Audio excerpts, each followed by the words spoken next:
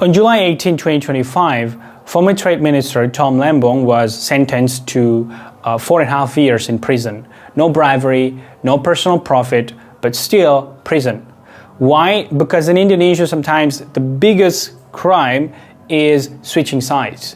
Tom Lembong, once a close ally of former President Jokowi, was found guilty in a corruption case involving sugar imports from back in 2015-2016. The court acknowledged he had no bad intentions.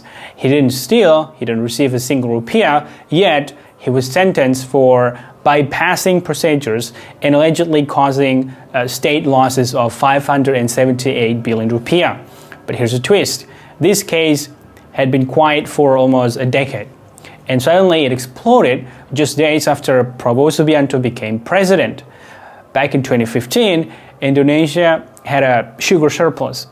Tom, then Minister of Trade, allowed private companies to import over 100,000 tons of raw sugar. Was it legal? That's debatable. But was it corruption? That's the question. The permit skipped some bureaucratic steps. Yes, but it was a policy decision, not a money-making scheme. And yet, nearly 10 years later, that decision suddenly became a criminal case. So why now?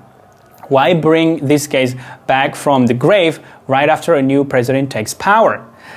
Let's look at the facts. Tom Lembong switched sides from Jokowi's inner circle to Anies Baswedan's campaign team as co-captain of the Amin coalition. That made him a top target for the ruling elite. Tom was named a suspect just 9 days after Prabowo's inauguration. That's not coincidence. That's a message. A decade-old policy decision ignored for years suddenly becomes urgent the moment Tom goes political. This isn't just about Tom, right? It's about telling the elite, don't you dare cross the line or you're next. He's known for being bold, independent, and critical of protectionist policies. In a system that rewards loyalty over honesty, that's dangerous. The line between law and politics in Indonesia is blurry, very blurry. Yes, this case is officially about breaking import rules, but unofficially, it feels like political revenge. Is it justice or is it lawfare? Using the law to silence opponents? One thing's clear.